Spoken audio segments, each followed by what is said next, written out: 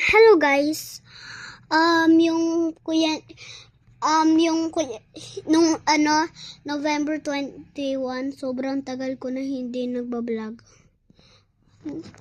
Pumunta ko yung kuryente namin, sa parang sa barangay or baka sa doon po yung narinig ko po doon yung sabog po guys. At hindi ko po alam saan po gumagaling. Yung kuryente namin, okay lang po. Yung sa third naman po, putol pa yung, parang tawag dito. Yung kuryente sa third, putol yung dyan. Putol yung,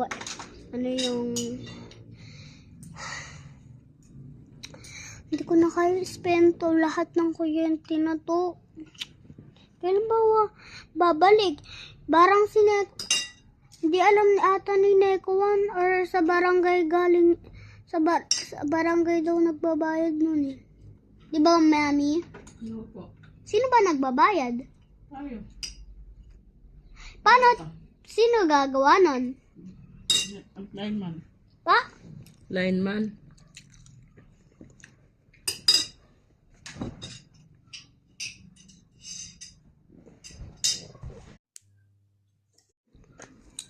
Pabulit.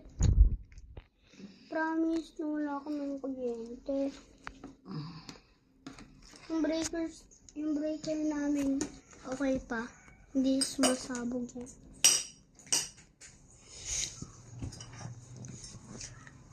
Wala po.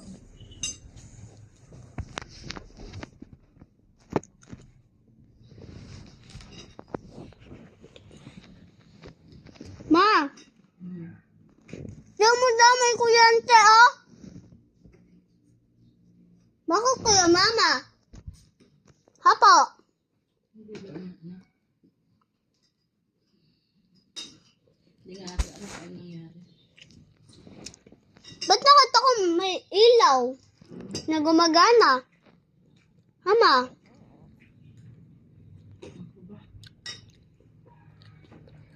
I-try mo ulit yung kuryente.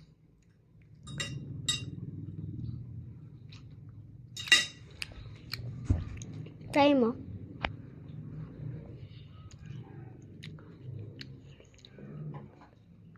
Ayun, meron ng kuryente, oh.